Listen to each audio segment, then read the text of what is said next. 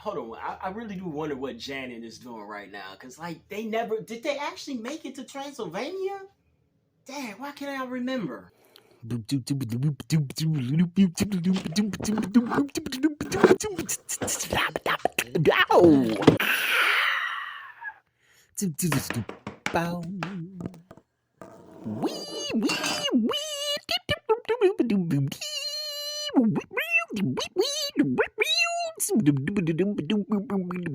Wow.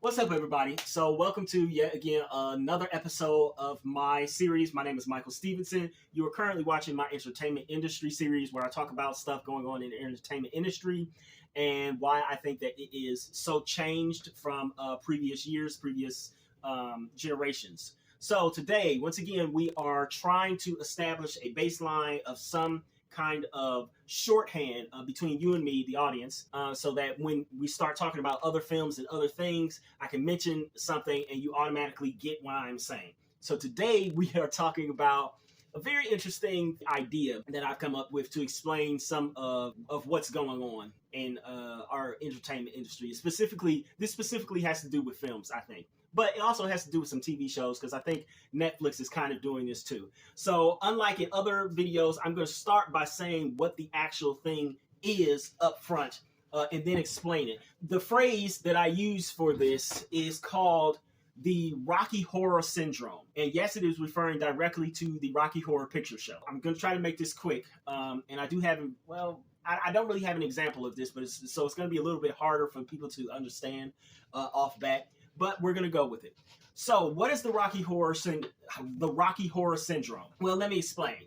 Going back through a little bit of history, and this, mind you, was long before I was born. Somewhere in the 1970s, a little play comes out, a musical rather. I think it comes out in New York, and it's called The Rocky Horror Show. The Rocky Horror Show is essentially this sort of avant-garde, very counter, sort of alt, sort of underculture of a musical that just takes sexuality and the freedom of the 60s mixed with the strangeness of the 70s, and it just throws everything at the audience and does it in a way that also incorporates horror elements into it. The play is so successful in some of its iterations, both around New York as well as around the country and around the world even, that it inspires a movie. And the movie is the Rocky Horror Picture Show. I'm sure that most of you have heard of it. If not, you can look it up. It is a very strange and interesting time.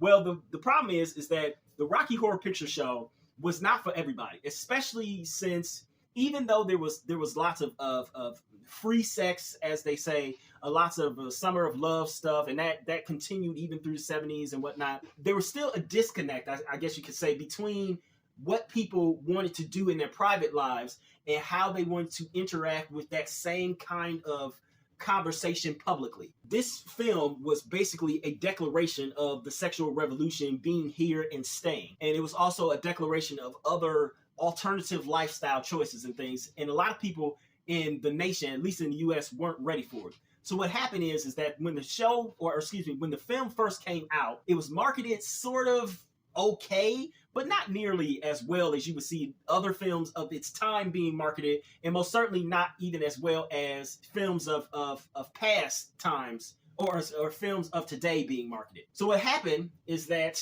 it came out and it still did well in, I believe, New York, but that was pretty much the only place that it did well. Across the rest of the country, it was not a very good movie. It didn't do any sort of real box office. It didn't have any kind of box office success.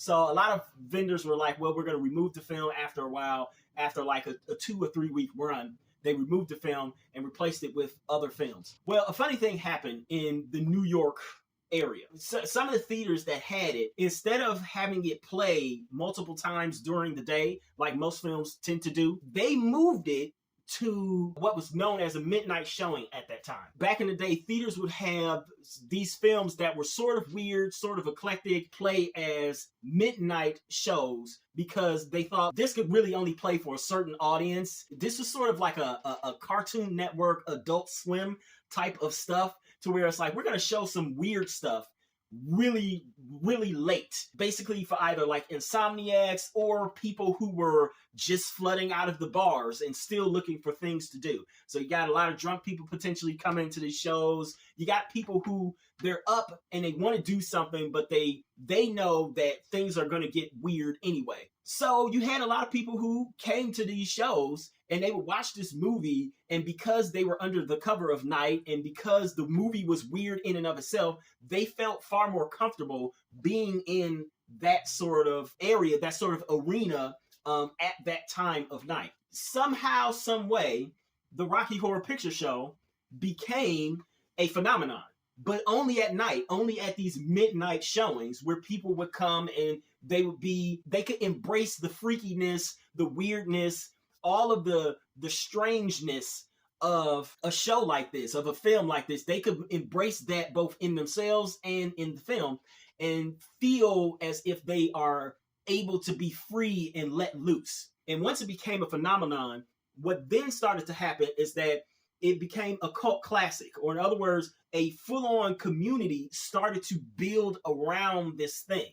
So yeah, it wasn't successful in its first run in the theaters, but the midnight showings of it helped it to become this weirdo sort of cult classic thing that everybody knew of, and there were a lot of people who wanted to go to these shows. And so then once you went to these shows, the shows became a thing in and of themselves. So at some point, people started to feel like they owned the story themselves. So they started to yell out back.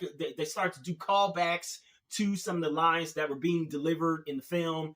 So like an actor would say, Janet, and the audience would say, damn it, or all this stuff. And it became its own sort of thing to where it was super fun. It was a super uplifting, I guess, sort of show. It was ridiculous. It was ridiculousness at its finest level.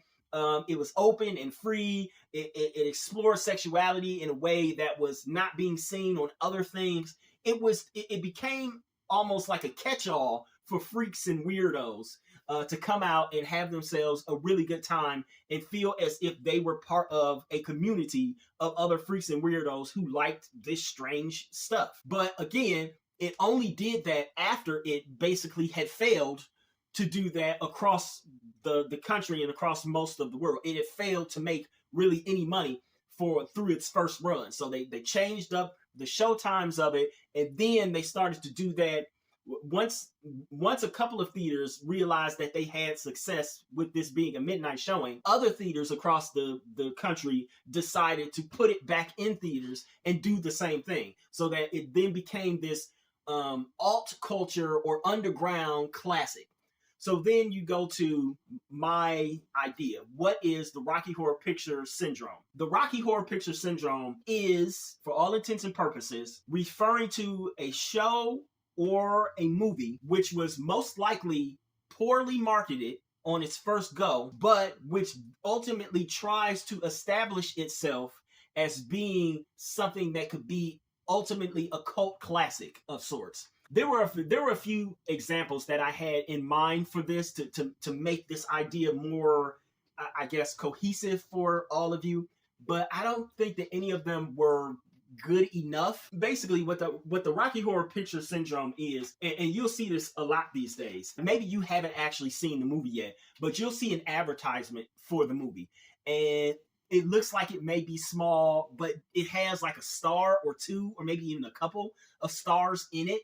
But you will see the advertisement for that particular movie literally the week that it comes out, and then you'll never see an advertisement for it again. And you'll think to yourself, oh, wait a minute, maybe you actually do watch commercials on things, whether it's on YouTube or on some of the free streaming services, or you just watch traditional TV still, and you'll see a commercial for the film, and you'll think to yourself, oh wow, that looks like it might be good because it's starring somebody that you like. It has a celebrity in it that you actually enjoy watching and things. And then you'll see that it comes out like this week or next week, and you'll wonder to yourself, like, wait a minute, why haven't I heard of this movie before?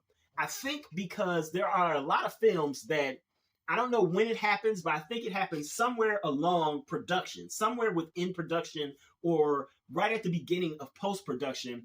Somebody, usually a producer most likely, maybe a director, will come in and they'll look at all of what they have and they'll probably say, you know what? We're not gonna invest that much in the marketing, in the primary marketing for this thing, because we know that what we have, unfortunately, is just not that good. Big time studios, they make this judgment call all the time, which is exactly why they have the release dates that they have. We all know usually movies that studios don't believe in that much are released in January. It is like the graveyard for new releases. And there's a reason for that. Sorry, my phone went off there. So as I was saying, the Rocky Horror Picture Syndrome basically is when it feels like a film is at some point in time, from the creator's side, it feels as if the marketing for the film has sort of been given up on. And again, as I was saying with the January thing, we know that most films in January, at least according to the studios, are probably not going to be exceptionally good. But through some tricky, interesting marketing, it feels like the films that are released then are oftentimes supposed to be, or try to fall into this category in which they are going to become their own cult classics. Now, again, the reason why I don't have a legitimately good example for this is because for a brief moment, I was actually going to use that new Megan movie, the M3 Gan, about the robot, because that most likely falls into the perfect category of it. But I'm not going to use that mainly because I haven't actually seen the film. What I'm generally talking about here is that the film most likely, or the TV show, most likely is bad. Like it's most likely legitimately bad, but people still like it or even love it because of reasons that sometimes they themselves can't even fully explain. That is the epitome of the Rocky Horror Picture Syndrome, is that it is something that gets released and very few people seem to know about it during its first run release, but through secondary marketing, like for instance, maybe one of the marketing things that they'll do is that they'll try to do a viral video of it years down the road, or somebody who liked it originally, they'll put it on one of these thousands and thousands of lists, right? Or the production company will pay to have it put onto a list. So you'll be searching online, and let's keep it real, most of us have probably seen one of those lists before, to where it's like the top 100 horror films of the last 10 years. And you'll see a film on there that you've never heard of before, that you've never seen, nobody in your friend group has ever heard of it or seen before. And like, let me see if this is actually good. And the movie most likely sucks, but at the same time, there's something about it that you can't quite pull yourself away from viewing it. Like you watch it once and you go, that was really stupid, but why do I kind of like it? And you research about it, and you find that there's this whole community of people who, for whatever reason, love this movie, even though it isn't a good movie. I think that is partially what a lot of things are doing these days, is that a lot of filmmakers, and again, this is one of those things which is so hard to explain because it's so hard to prove. I can't prove this on any logical path unless I actually talk to some filmmakers. But it's also one of those things where it's like, you know that this film, the idea is most likely dumb. The execution is probably also going to be subpar for all the other films that are out there. It's just going to be a ridiculous movie. But you also realize that, well, it's probably, weirdly enough, going to have its own lane in which it fits into this subculture, this very niche culture, that it's going to have a lot of people that, weirdly enough, absolutely love it for various reasons. I think, weirdly enough, this also partially, the Rocky Horror Picture Syndrome also partially plays into our culture's current fascination with hate watching things. So, like, you'll pick a show, and again, the show which shall not be named, which I've said multiple times, in my opinion, epitomizes some of the biggest problems with Hollywood right now. I realized that literally it only had like 8, 9, 6, 10 episodes in its first season, but I realized literally like by episode 3, I was, weirdly enough, hate watching it. Even though I didn't want to hate watch it, I really wanted to like it, and I was really trying to give it a chance even while hate watching it. But I just didn't like it in the end. It just was bad to me. It was bad. But I think that partially plays into it, is that you don't like something, or something is too weird, or something has been poorly marketed, and yet somehow you still find yourself not only consuming that thing, but somehow becoming part of a community that is based around that thing.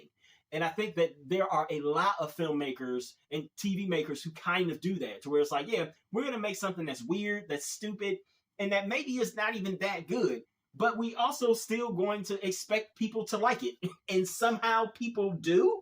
It's a very strange thing. The Rocky Horror Picture Syndrome is a very strange thing, because it feels like if you go with that line of thinking, then as a filmmaker, you never actually have to try your best to make something that is actually legitimately good. You can just make something that's shocking or sensational or over the top, and then have people say, well, I like it mainly because of those things. Is it well plotted? Does it have a good storyline? Are the characters good? No to all of those questions, but I still like it because I just do.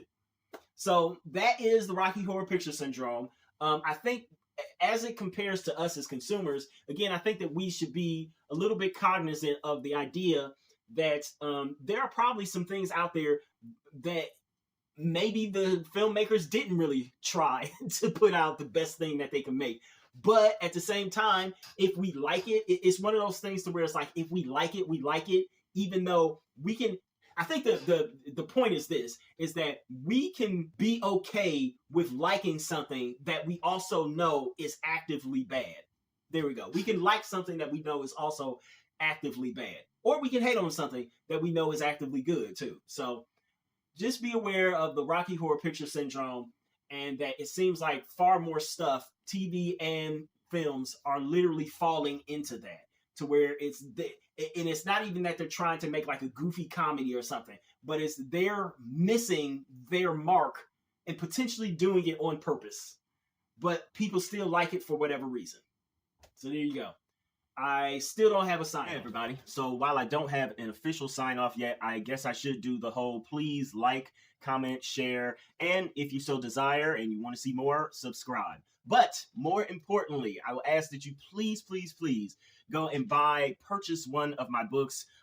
They are mostly ebooks, and pretty much they are all under $10. See if any of my work is actually any good, if it lives up to any of the things that I'm talking about here on my channel, specifically with the entertainment industry videos. So please go purchase my books. All of my links are down below. Thank you.